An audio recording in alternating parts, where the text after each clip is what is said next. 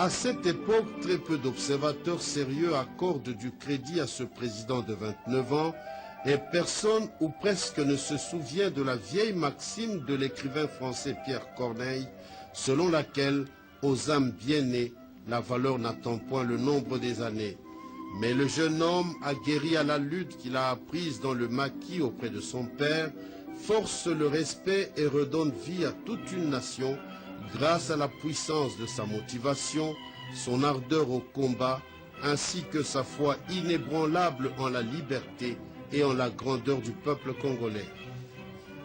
Le même peuple congolais, pour sa part, lassé des guerres, qui n'avait pour seul mauvais mérite que de retarder l'envol du pays sur tous les plans, le peuple congolais, disions-nous, choisit le bon côté en se mobilisant sans la moindre réserve autour du jeune président qui, au départ, déploie une diplomatie secrète mais efficace, laquelle franchit différentes étapes d'ascension pour aboutir à la mise en place en 2003 des institutions de la transition en passant par la réhabilitation du facilitateur Ketumile Massiré.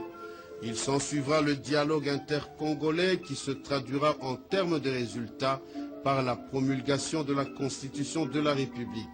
C'était un premier pas qui a dégagé à la face du monde l'humilité de ce jeune dirigeant et son amour débordant pour ce Congo auquel il donne tout, y compris choses rares et formules atypiques au monde, son acceptation de la création d'un espace présidentiel, à savoir un président avec 4 vice-présidents qui représentaient respectivement le pouvoir de Kinshasa, l'opposition politique et les mouvements insurrectionnels.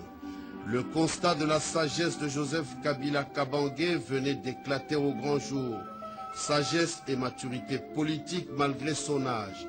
Tout le monde sait que la Sainte Trinité ne fait pas l'unanimité chez tous les chrétiens et à plus forte raison la formule 1+4 qui était une œuvre des hommes. Pour avoir maîtrisé le 1+4 et surtout pour avoir amené le peuple aux élections, Joseph Kabila Kabange n'aura mérité que la confiance de ses compatriotes. Le pouvoir revient au peuple, le peuple décide, et puis maintenant, le peuple n'aura que les dirigeants qu'il mérite, qu'il a décidé de mettre en place. On comprendra aussi facilement que c'est chez Joseph Kabila Kabange, la patience et la tolérance ne sont pas synonymes de faiblesse.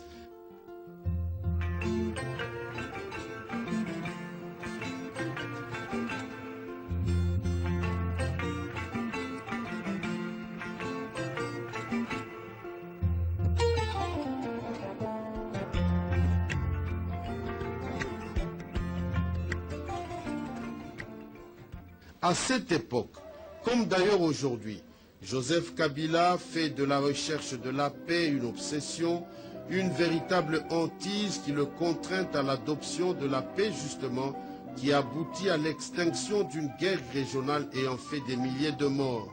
Ce n'est peut-être pas le lieu ici de dresser la funeste énumération de Makobola, Mwenga, Kasika, Kanyabayonga, Kamituga, et d'autres foyers d'atrocités qui ont tenu le monde entier en haleine pendant de nombreux mois. Bien vite, Joseph Kabila, patient comme Abraham et Sarah, réalise un exploit qui fait tomber dans la gibecière du peuple congolais un fruit bien juteux. C'est l'organisation en 2006 des élections générales, libres, transparentes, démocratiques et à cet égard, les toutes premières du pays depuis la moitié d'un siècle.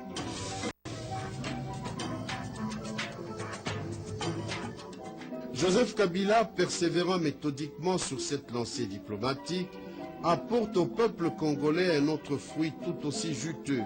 C'est la rupture de l'isolement sur la scène internationale. Du coup, la République démocratique du Congo devient fréquentable et du coup aussi des délégations de haut niveau, tant politiques, économiques que culturelles et sportives, se bousculent au portillon de Kinshasa. Une insolite multiplication des balais diplomatiques s'observe pendant que les institutions financières internationales de Bretton Woods reprennent langue avec Kinshasa et leur coopération est relancée avec le gouvernement congolais, aujourd'hui encore en programme avec le Fonds monétaire international. Ceci signifie qu'à l'heure qu'il est, À Joseph Kabila, on doit le mérite d'avoir propulsé son pays vers un retour triomphal dans le concert des nations où la RDC a bel et bien sa place après une longue absence justifiée par des guerres et d'autres conflits qui l'ont endeuillé. Kinshasa marche maintenant sur le chemin de la consolidation de cette position destinée à faire de la RDC un véritable moteur de paix et de développement au niveau planétaire.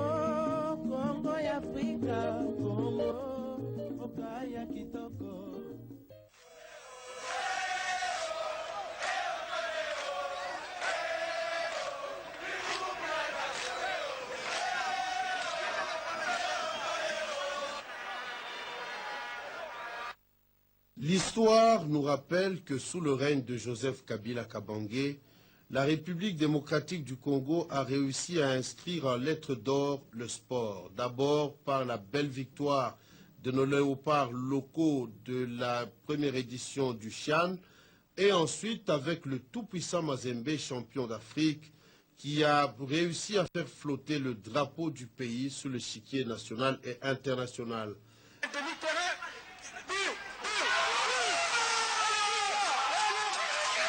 Joseph Kabila Kabange sera celui qui s'est impliqué et s'implique encore pour la promotion du sport en général, jusqu'à la signature par lui de la loi portant principes fondamentaux relatifs à l'organisation et à la promotion des activités physiques et sportives en République démocratique du Congo. Et ici, il faut rappeler que Joseph Kabila, toujours humble, patient, mais fermement déterminé, ne néglige pas les accords externes, d'abord avec le Rwanda, signé le 17 décembre 2002 à Pretoria, et ensuite avec l'Ouganda, accord qui se conclut à Luanda en Angola, avant même l'avènement de la transition 1+4. Comme pour la pacification en aval et la reconstruction en amont, le président Joseph Kabila, avec l'appui de la communauté internationale, joue un rôle décisif dans la tenue de ces élections en s'opposant à toutes les manœuvres dilatoires tendant à relancer le cycle infernal des négociations. Sa détermination paye, car aujourd'hui il est clairement établi que la République démocratique du Congo est engagée dans un processus irréversible de consolidation de sa jeune démocratie. Convaincu d'avoir fait asseoir la paix et la démocratie sur des rails solides qui doivent mener le pays vers des horizons lointains, Joseph Kabila entreprend alors la mise en œuvre de son rêve le plus cher, celui d'un Congo où le peuple se remet au travail en renversant radicalement tous les paramètres de la pauvreté. Il s'agit essentiellement d'engager les travaux de réhabilitation des infrastructures, des voies de communication, notamment les routes, les chemins de fer, les voies navigables, les ports et les aéroports. Il y a aussi la réactivation du système éducatif. On réhabilite les écoles en total délabrement, tandis que d'autres sont carrément construites, comme d'ailleurs des universités, à l'image de l'université de Kindu. Les hôpitaux sont réhabilités eux aussi, d'autres sont construits, à l'image de l'hôpital ultramoderne du cinquantenaire à Kinshasa, ce qui contribue à l'amélioration des structures des soins de santé en faveur de la population.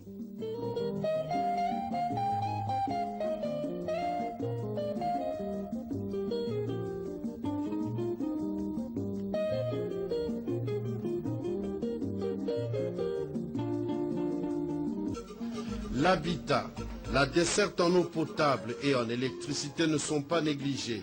C'est cela qui porte le nom populaire de 5 chantiers. Par amour pour le Congo, Joseph Kabila Kabange a hypothéqué sa jeunesse et oublié la jouissance et les plaisirs de ce monde. Seule la reconstruction et la révolution de la modernité du Congo font l'objet de ses pensées. D'où sa main tendue à toutes les nations qui aiment le développement des Congolais, et ce, à une condition, celle du partenariat gagnant-gagnant, émettant sur les mêmes fréquences que la RDC la Chine a répondu positivement à cet appel. Aujourd'hui, tout le monde sait que selon Joseph Kabila Kabange, qui sème les minerais récolte les infrastructures.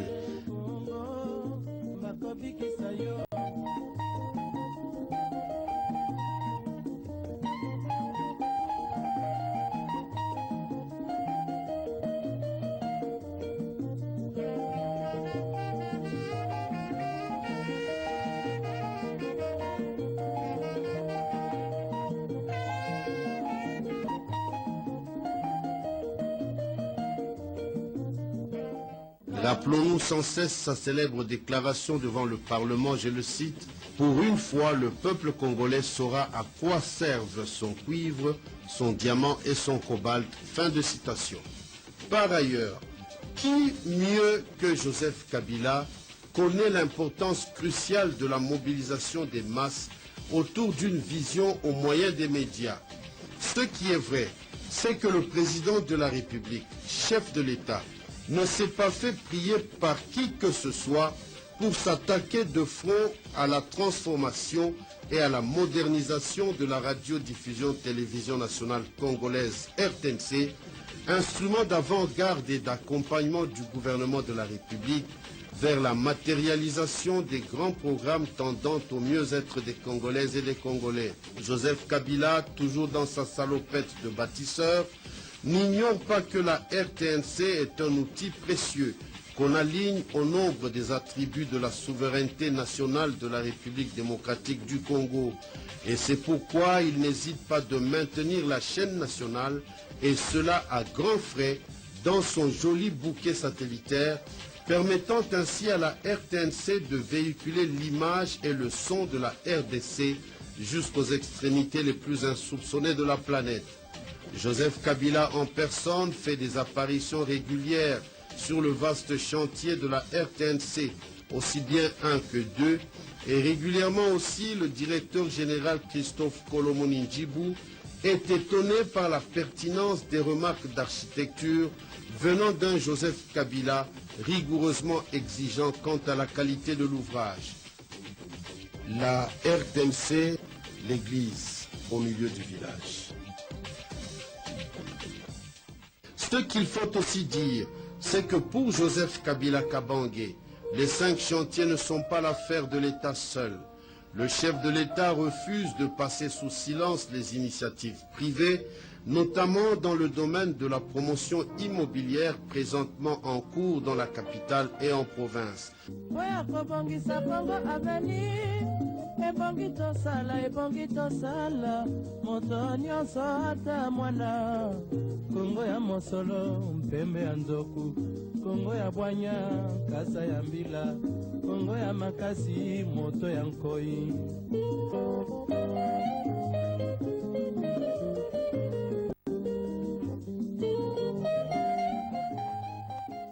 Mais déjà, on note la modernisation de la voirie urbaine des principales villes du pays avec la création d'un fonds d'entretien routier et le renforcement des capacités de l'Office des routes et de l'Office des voiries et drainages. On s'arrête là pour ne pas affronter la très longue liste d'autres réalisations à impact visible et d'intérêt national et qui ont été largement à la base du succès électoral écrasant que le président Joseph Kabila a récolté en novembre 2011.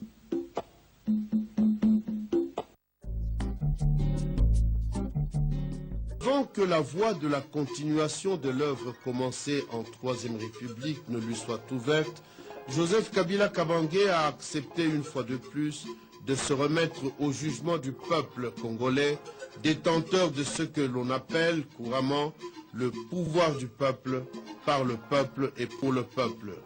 Les exigences de ces derniers l'ont poussé à braver des obstacles matériels et immatériels rencontrés sur le parcours de la vérité des urnes, dont les résultats provisoires par la Commission électorale nationale indépendante ont fait l'objet de contestations des candidats lésés, comme cela se passe même dans les pays des plus anciennes démocraties. Mais avec la vérité des chiffres et surtout la volonté de Dieu, La Cour suprême a été appelée à confirmer les résultats de celui que le peuple a choisi pour le diriger et qui tient à capitaliser les connaissances des autres Congolais disposés à servir la République démocratique du Congo dans un esprit nationaliste et patriotique.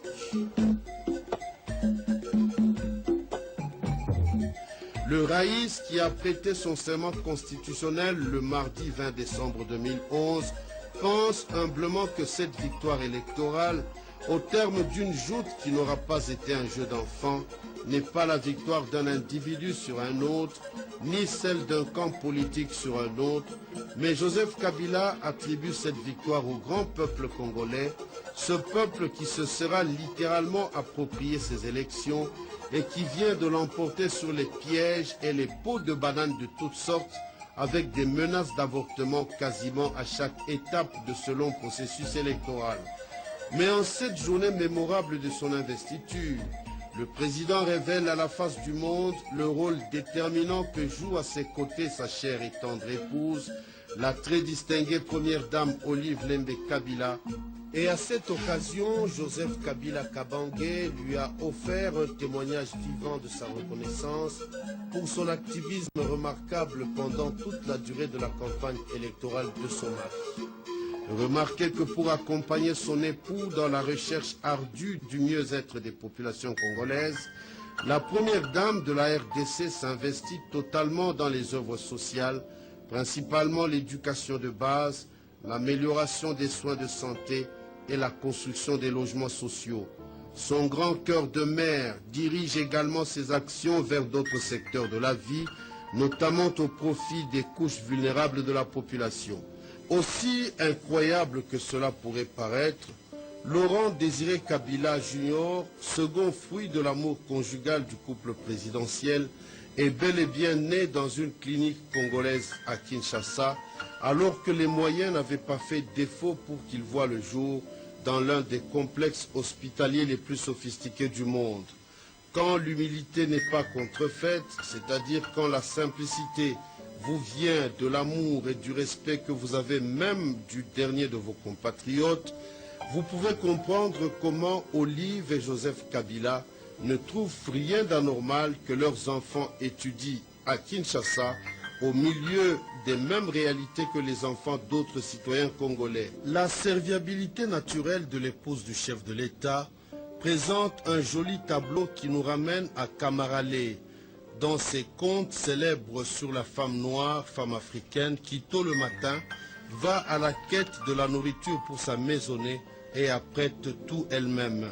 Ne sommes-nous pas tous fils et filles de la première dame de la République qui, aux côtés de son mari, va chaque jour à la recherche des pistes devant conduire au mieux-être de la grande maison RDC? Peut-il exister meilleure illustration d'une si parfaite communion avec le peuple? Ainsi donc, l'histoire de la République démocratique du Congo, écrite dans le sang et dans les larmes, révèle qu'il est possible de trouver parmi les Congolais des nationalistes comme Joseph Kabila Kabange, mais pas plus que lui, comme le chef de l'État lui-même a eu à le dire à la journaliste belge Colette Brackman, je le cite, « Plus congolais que moi, ça n'existe pas ». Fin de citation. Joseph Kabila, qui vient de réussir sa réélection avec un score très confortable et qui a prêté serment devant le peuple, à qui il donne tout, y compris sa jeunesse et toute son énergie, ainsi que devant Dieu en qui il croit fermement, Joseph Kabila, disons-nous, amorce son deuxième quinquennat. Un nouveau mandat qui devrait augurer des lendemains meilleurs pour le peuple congolais, car, et le président le pense bien, la voie pour mettre en œuvre et réussir le programme de reconstruction nationale est désormais totalement balisée.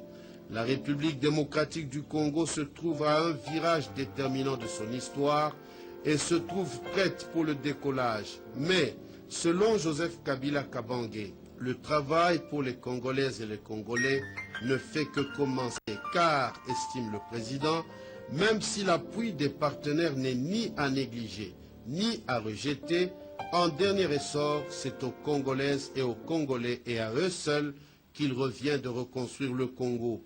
Plutôt que de fonder l'avenir de la RDC sur la doctrine de l'aide et de l'assistance, les Congolaises et les Congolais devraient apprendre à compter d'abord sur leurs propres efforts.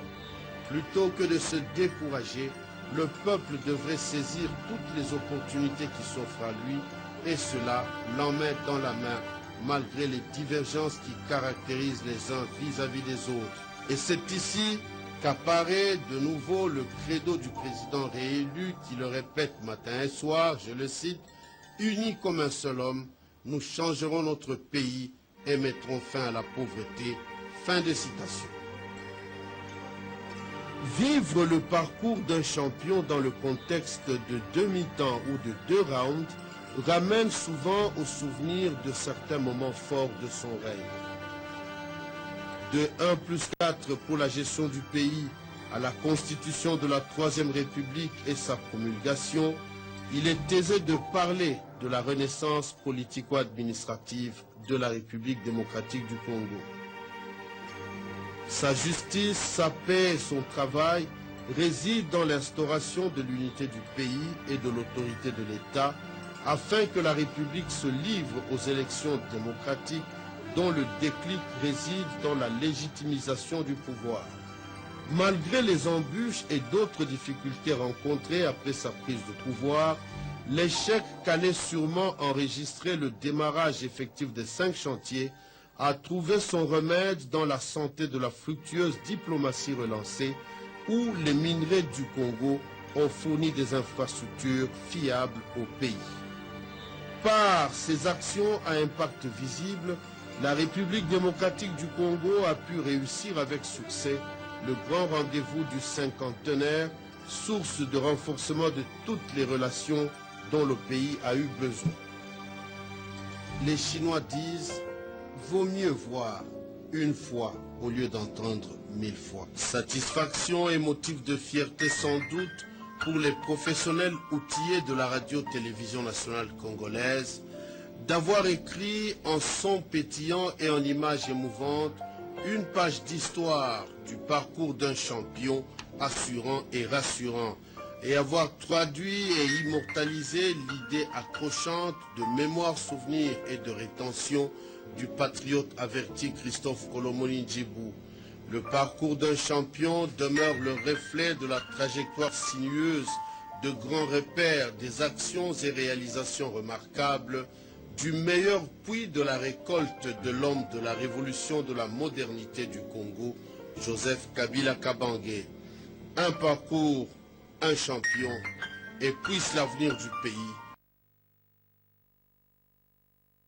L'État. Joseph Kabila Kabange a signé ce 14 septembre 2014 l'ordonnance portant mesures individuelles de grâce pour le pasteur Coutinho Fernando. L'intégralité de cette ordonnance avec notre confrère Jacques Moukalangoumakan. Numéro 14, barre 035 du 14 septembre 2014 portant mesures individuelles de grâce.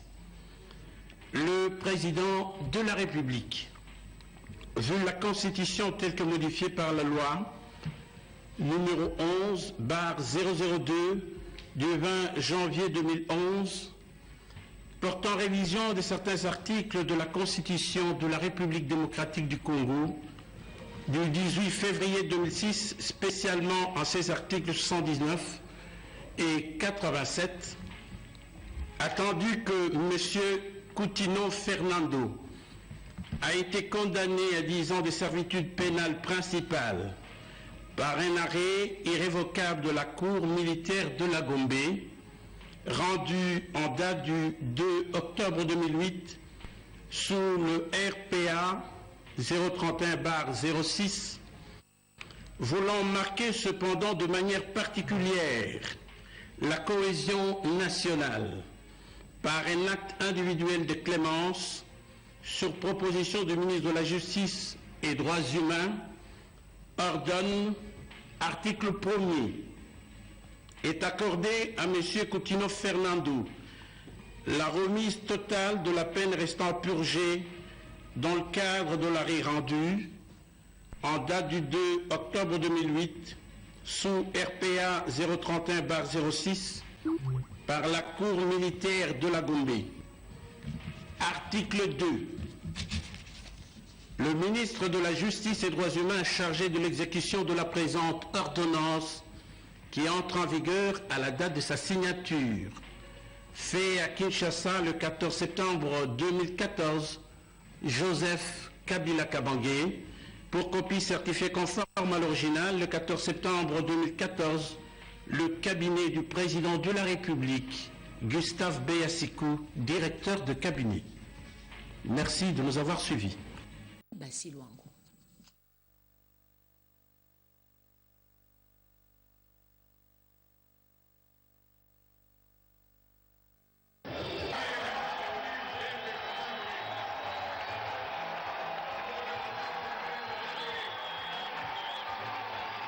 Comme à l'accoutumée partout où il séjourne au pays à la fin de l'année, le président de la République, Joseph Kabila Kabange, reçoit les enfants de la RDC qui, à l'unisson, partagent avec lui un repas de cœur.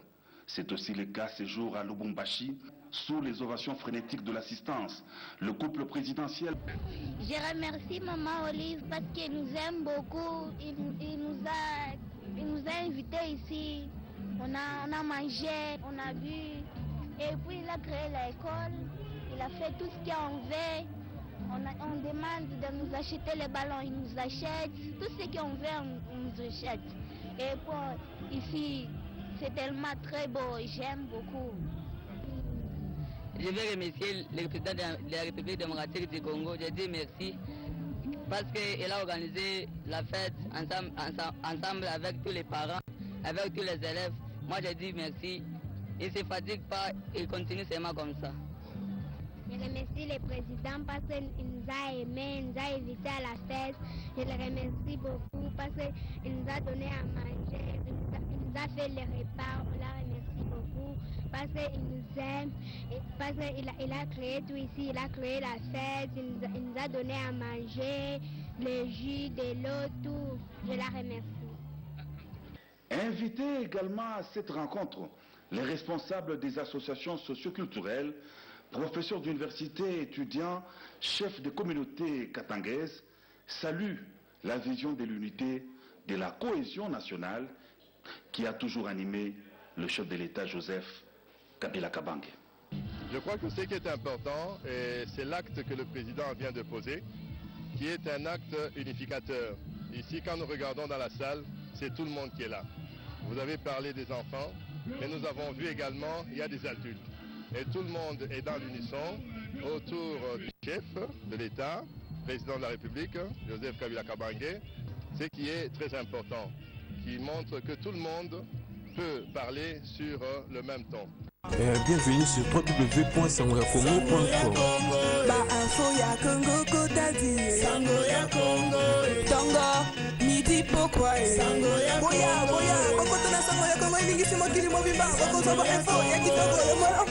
www.sangoyakongo.com. C'est ici que vous trouverez l'actualité socio-culturelle en RDC.